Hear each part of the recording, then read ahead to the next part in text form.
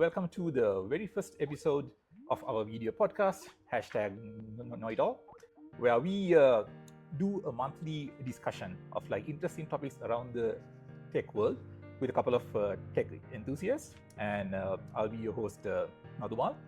Today we have Nishani here as our guest. And for the first episode of the hashtag KnowItAll podcast, we are going to talk about bidding farewell to an old friend. Who this old friend is, I'll let you guys figure out. If you can figure out what this ringtone is, let me see. Oh, Madhumal, that's sad.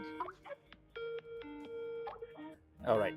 So for most people who have been in the industry for a little while, you would have recognized what that ringtone is all about. And okay, in general, guys, it's bad manners to ask a lady how old she is. But Nishani, I reckon it's not insulting to us whether you have worked with this piece of software that I'm going to talk about here, right? Well, I must say that at the time it was there in my life. I was quite proud to have it. So yes, Skype has definitely been something that I've used, and it was a big part of my youth, if you're trying to say that, Madhumal. Thank you very much. Yeah, so at the Skype, it was so easy at that time. I mean, it is, I believe, for what youngsters are today, like Zoom, WhatsApp, whatever it is. That was for us. It was all about Skype. Yeah. So pretty much, if you were somebody who entered the tech industry, IT industry, or pretty much any industry which involved overseas calls or whatever in the early to mid 2000s, Skype would have been one of the main tools that you would have used for pretty much all of your work.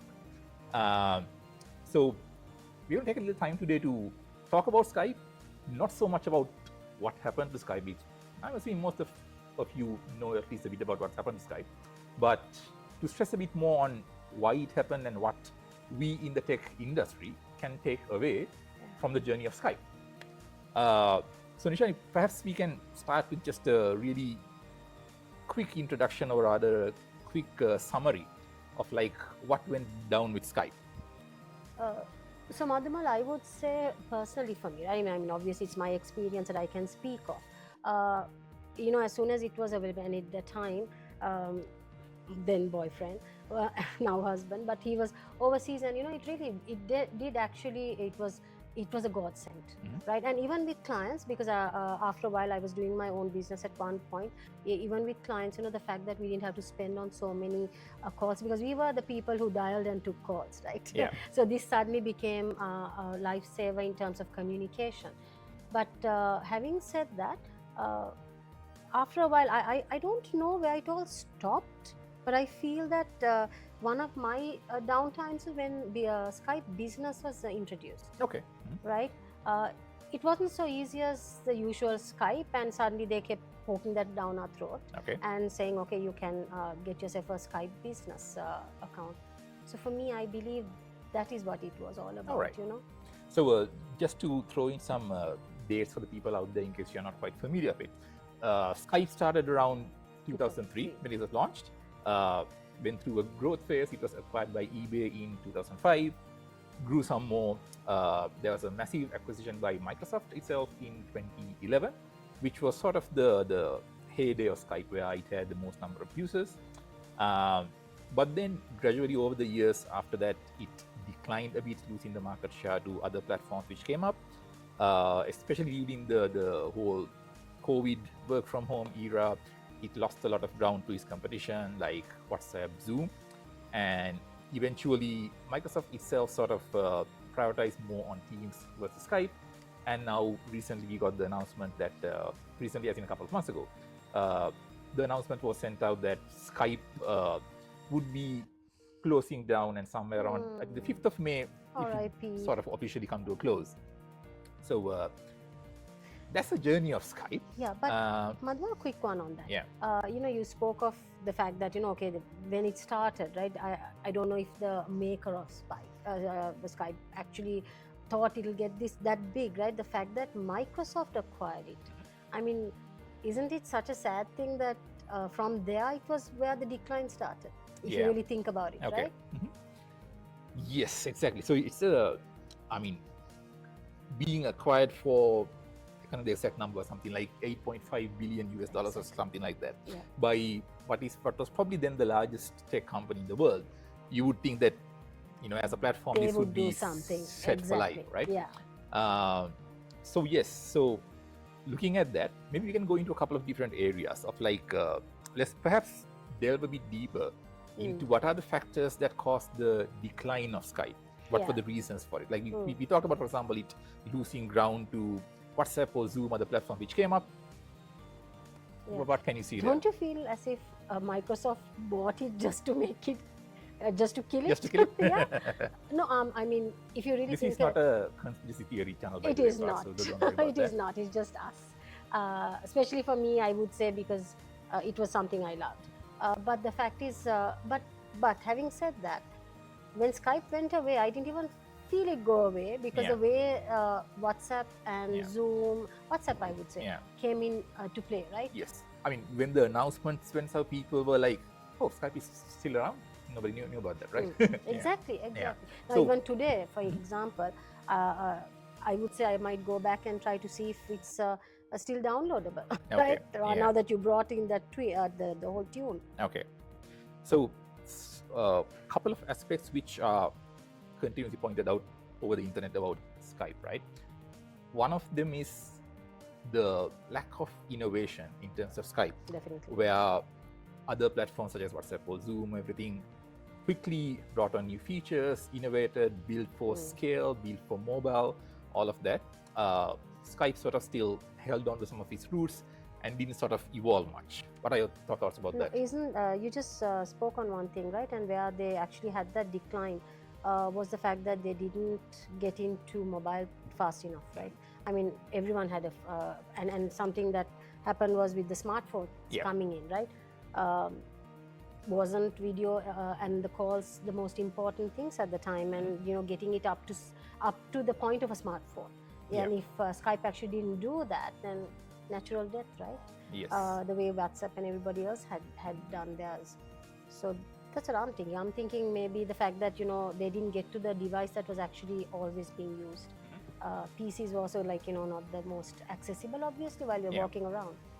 So yeah, I would say one of the declines. Yes. And then the whole other aspect of it, as you mentioned earlier as well, is what seemingly Microsoft's own cannibalization of their product, where hey, it got Skype, but then later on with the Microsoft ecosystem, Teams grew and Skype went down, of course. So a couple of notes about that. So one note there is that as we talked earlier, there's no guarantee even if you're acquired by Microsoft. Everybody is fallible in this industry. Nothing guarantees you a safe spot years ahead. Everything can fail. And number two is a seemingly increasing importance for a piece of software, for its longevity, to be part of a ecosystem into it, right?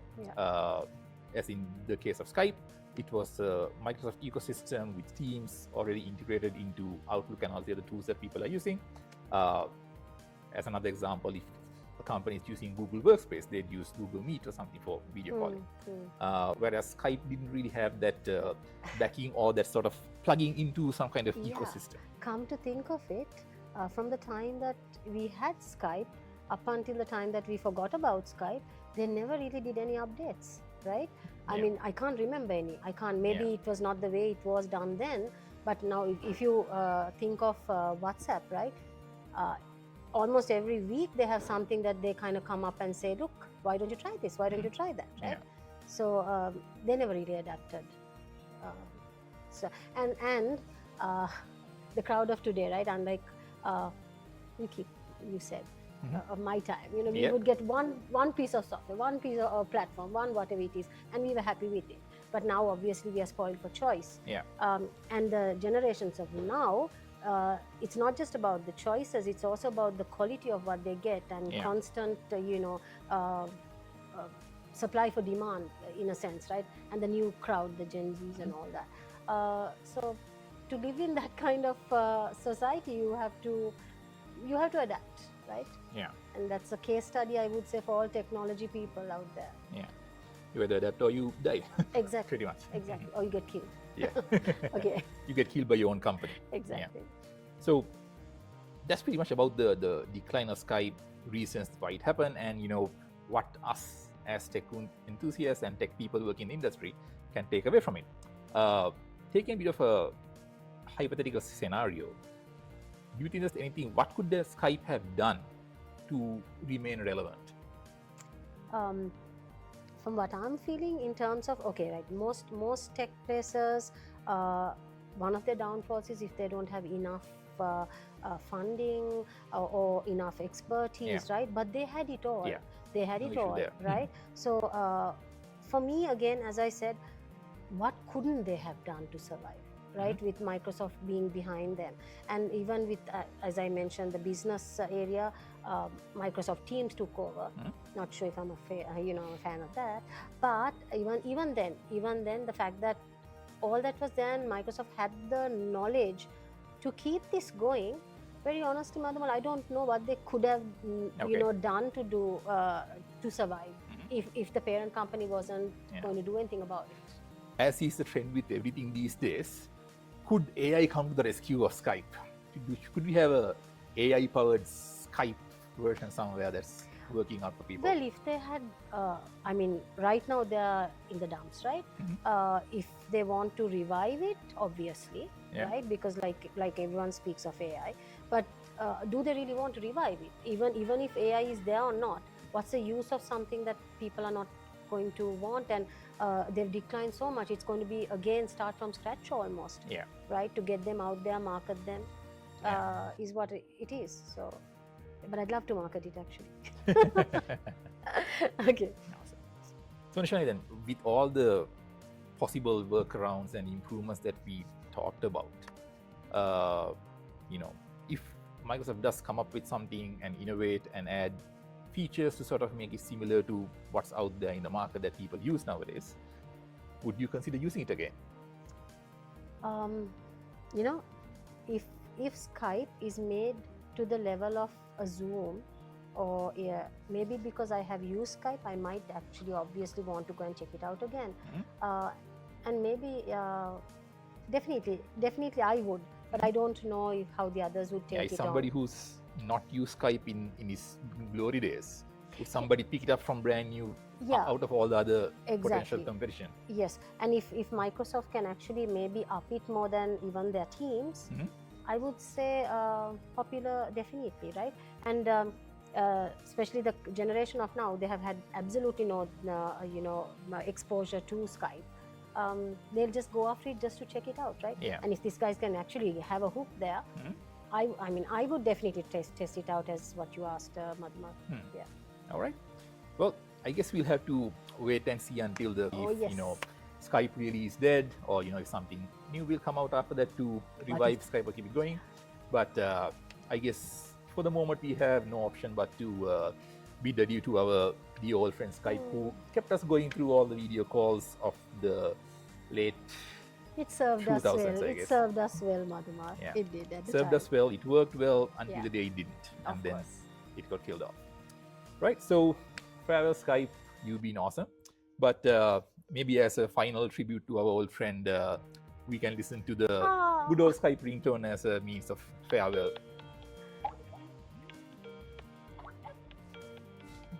Farewell, Bye, Skype. Thanks, everyone. Thanks, everybody.